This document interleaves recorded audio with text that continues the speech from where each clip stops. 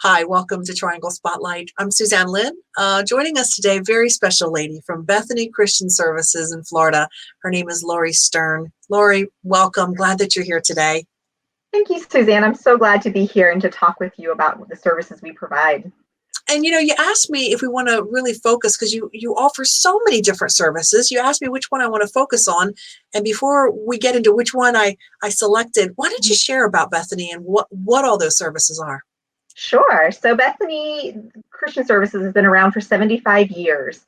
We're in 30 different states, 12 different countries, and the services that we provide are just stellar social services, human services that are meeting the needs of families and children everywhere. So locally in Florida, we offer 6 different services. A lot of our services are free. Actually, all of our services are free to our clients that we serve. So those vulnerable families that are in need of services can get these at no cost to them. So the first service we provide is adoption services. These And are that's the domestic. one.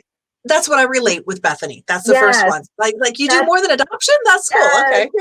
Okay. When we say Bethany, that's the first thing everyone thinks of. They Mhm. immediately think of adoption, which is how we started. So 75 years ago, that's how we started. Our ministry was really brought forth by 2 women that wanted to make a difference in the world. And they wanted to make sure that children were cared for and loved.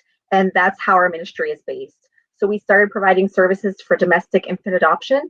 These are those families that moms that are making those really tough decisions and facing those unplanned pregnancies and not sure what to do. They have another option. They have an option of saying, okay, it's a difficult option. It's very hard. Mhm. And our families that choose adoption services, what you find is that most of them are open adoptions. These are integrated families that moms that make those really hard choices are able to Mhm. really integrate with their adoptive family. And Mm. it's not co-parenting, but it's definitely something that they have an extended relationship and a lifelong relationship. Along with that service is pregnancy counseling. So Okay. pregnancy counseling is a free service. It's something that we provide to any mom or dad that's Mhm. facing an unplanned pregnancy, that they are worried about what their next step's really going to be and not sure what they're going to do. And we walk along beside them to say, we're here. Let us provide some counseling to you. Let us talk to you about your options. And that's really just hold your hand in this process. Mm. Our counselors are amazing. They get involved with the women and the men that they work with, and they really provide ministry to these moms that are facing this. That's our number. That's something people don't think of when you hear about adoption services. You don't realize the other aspect of what adoption really is. Sure. It's a mom or a dad making a really difficult decision.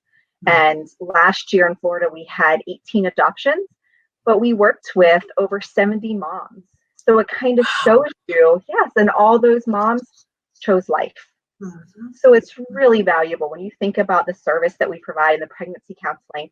A lot of individuals think that we're pushing the motive of adoption. Never. Our Mhm. motive is to care for the family and to provide them the options and the areas of case management to say, you can do this, you can parent, and let us help you Wow. and show you how you can do that. Well, that's Uh, great. yeah. So our other big service that we provide locally is transitional foster care.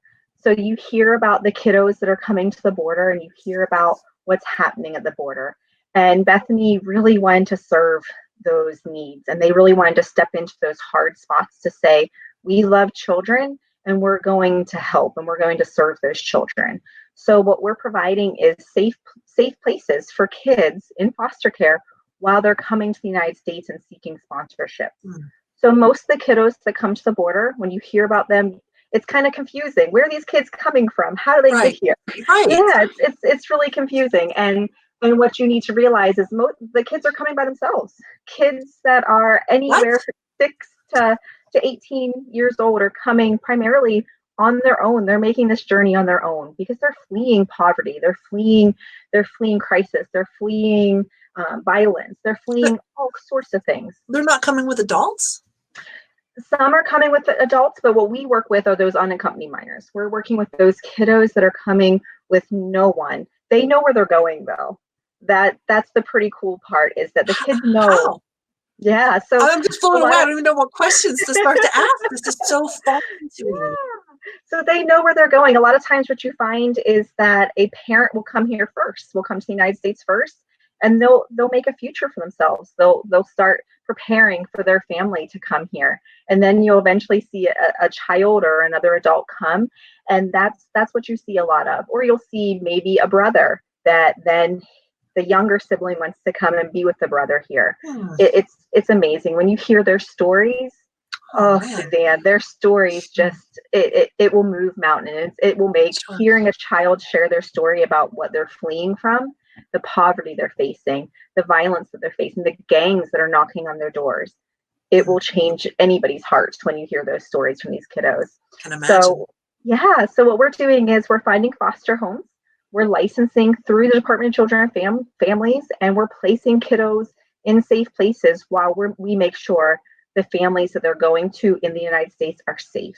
We want to make sure there's no concerns of trafficking. We want to make sure that these are safe places for the kiddos to go and to seek their asylum cases. The kids are seeking asylum. They're seeking citizenship in the United States.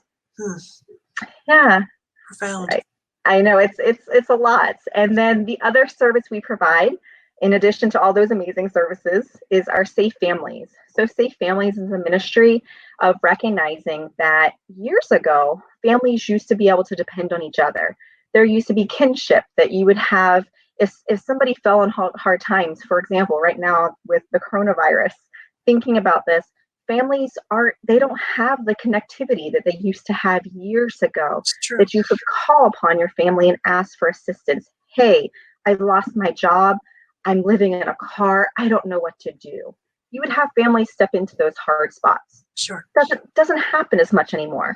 So what Safe Families is, we step into those hard spots. We have approved caregivers, not foster parents, because these individuals are completely volunteers. They receive no stipend through the state. They receive no stipends through anybody. They do this out of the goodness of their hearts to make sure families stay together. So they take kiddos into their home while a family is facing a temporary crisis, short-term homelessness, mental health, medical. You find a lot of parents that might have medical concerns that just need a pause. They need a temporary break, a pause to get back on their feet. And that's what this ministry is. And it saves so many children from going into foster care. And it eliminates the need for families to have to get involved in the foster care system. Because once you get involved in that, it's hard to kind of dig your way back out of it. I'm sure.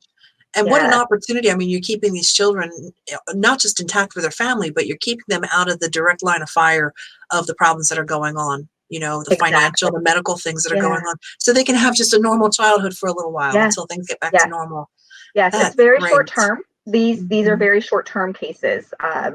30 to up to 90 days about is what we find, because if it was something that was longer term, you might find that that's something more appropriate for the foster care system. But these are really short-term, acute little crises that happen that they happen, and families, they fall on hard times. And I think that it's something with Safe Families right now and what's going on in the world, it's something that could be utilized in a lot of different ways. So it's pretty amazing.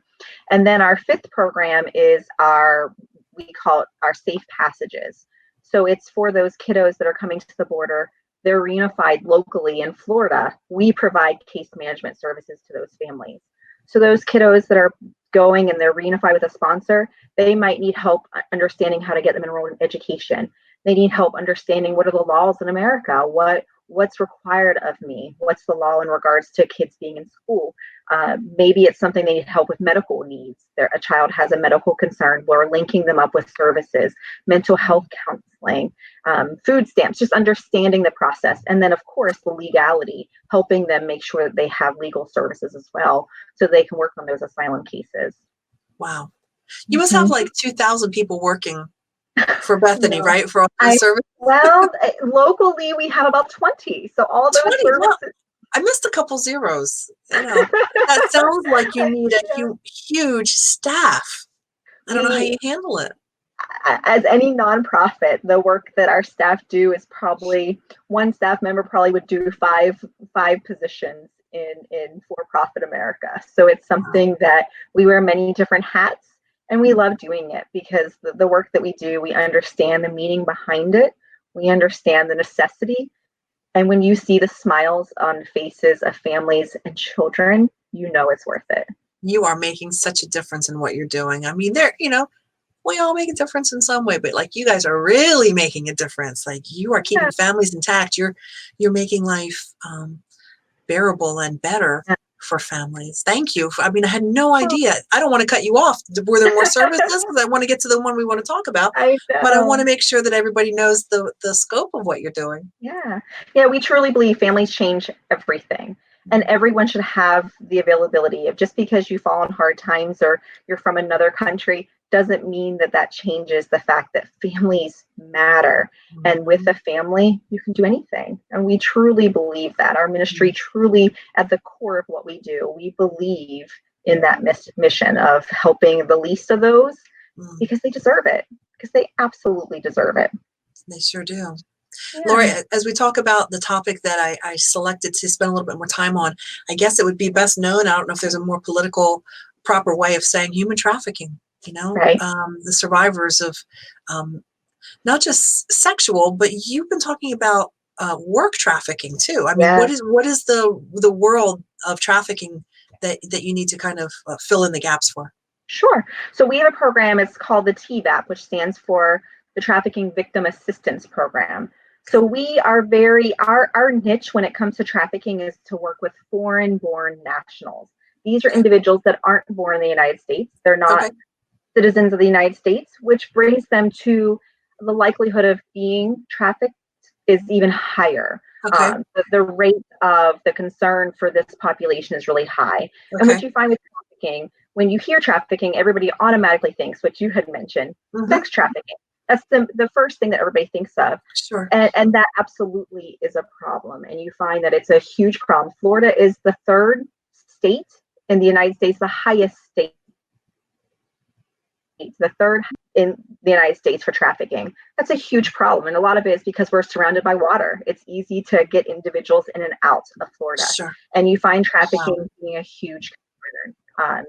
Especially sex trafficking, but labor trafficking is something that isn't really understood. Individuals don't really understand what labor trafficking, and really trafficking at the core of it is coercion. It's coercion. It's taking individuals and forcing them to do something that they didn't know they were going to do, and it's holding them to it. A lot of individuals that get involved in trafficking, they don't know how to get out because they're stuck.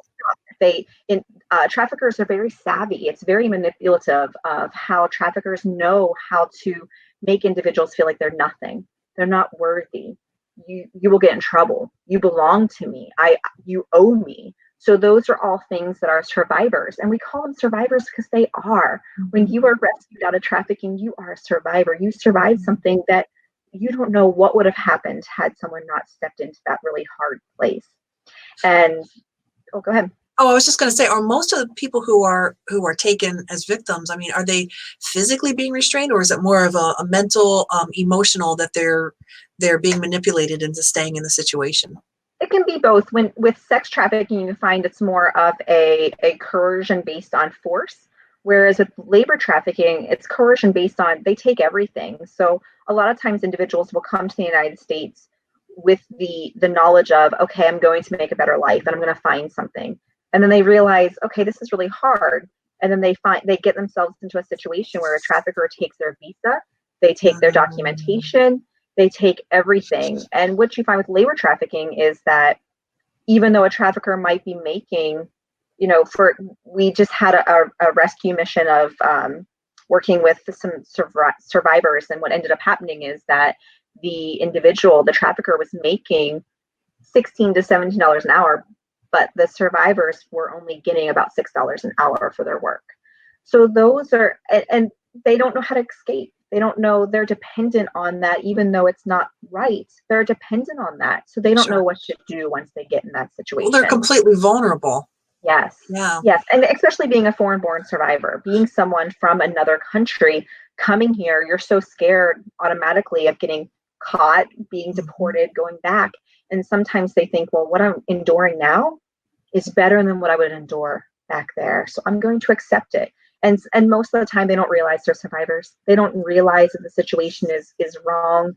And that's where we come in and we provide that trauma-informed care, providing that trauma-focused therapy to them, letting them know that they are safe, letting them know that they're valued, letting them know that we care for them, and then connecting them in the community, connecting them with resources. The first thing that we do, our referrals come mainly from law enforcement. We're very connected with law enforcement, MBI, Homeland Security, ICE. We're very connected with those organizations so that when they're going in, we're in the trenches, when they're going in and rescuing an individual, we're the first person they call in those situations to come and provide that case management.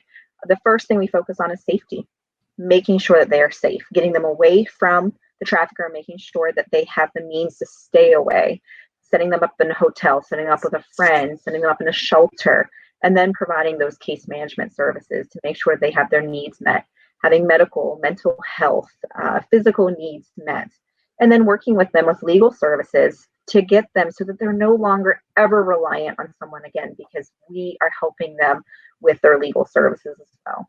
And it's all free. Gosh. This is all 100% free to the client. It has to be, because Sure. if we were asking for some sort of fee in return, they'd have to return right back to the same situation. And we don't want anybody to get back in one of those situations. So this is 100%. We work with the United States Committee of Refugees and Immigrants, USCRI, is who we're contracted through. And they provide us with monies to assist the victims.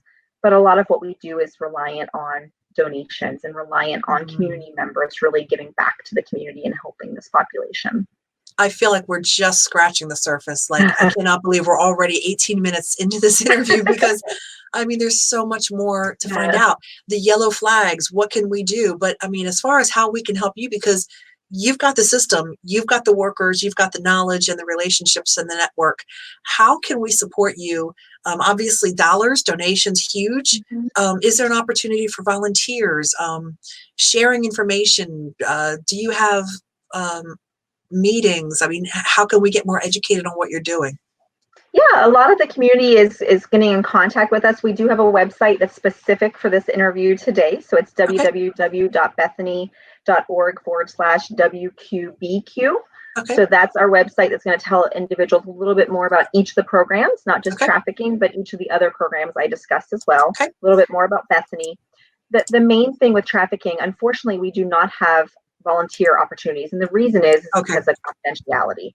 They are the survivors that we work with, they have been used by so many individuals and abused that we want to build that trust relationship with them to make sure that they feel trust with us. That's the number one thing with us. They feel safe, and then they can trust us to help them.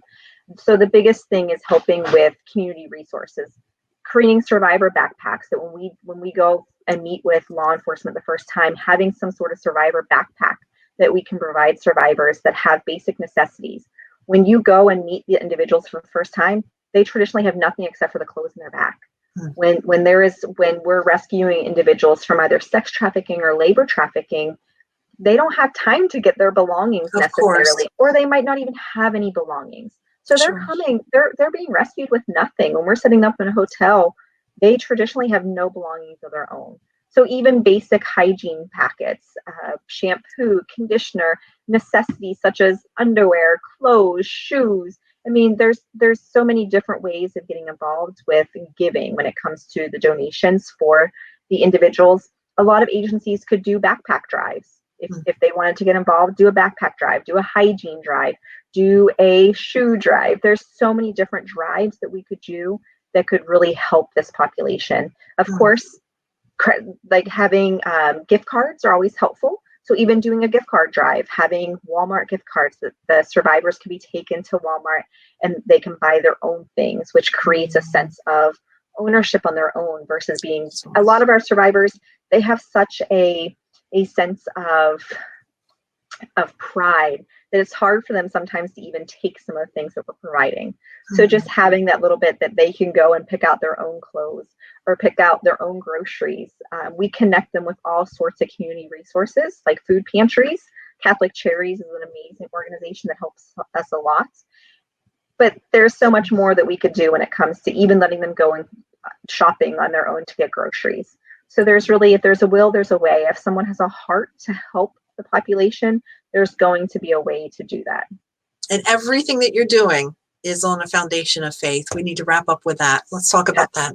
Absolutely. So that's our ministry. We're Bethany Christian Services. We have Christian in our name. The reason we do the things is because we believe that, much like Jesus Christ loved the least of these. He didn't hang out with individuals that were millionaires. He didn't hang out with those individuals. Who did he hang out with? He hung out with the individuals that needed the most help. And we truly believe in that. We truly believe in the ministry of helping and serving the least of these and walking beside them to make sure that they have a chance at a future. Because it might be one individual that we're planting a seed, but it's a generation. This is a generation that's helped because of one person in a family that's assisted in the moment. So it's generational. We recognize that there's so many amazing ministries in the United States, but these are ministries that continue to change and evolve. Bethany is an organization that recognizes where we need to go. We're going to go on those hard spots. We're going to take our Christian faith and we're going to expand it to include everybody, to make sure that everybody has access to the services that they deserve. And because we love people. You can tell. Laurie, thank you so much. And like I said, I wish we had so much more time, but bethany.org/WQBQ. Laurie, thank you so much for sharing. And I had no idea the broad world of service that you guys offer. Thank you so much from the bottom of all our hearts. So thank you. Be well, and we'll talk again, okay? Thank you. Take care. Thanks, Suzanne. Thanks for watching the show. We hope that you enjoyed it. Having digital marketing for your product or organization is so crucial these days. People are ditching traditional advertising like print and broadcast commercials and turning to relationship marketing platforms like YouTube and podcasts that people can consume on demand on their time. Let's talk about how we can build your digital library with segments just like this.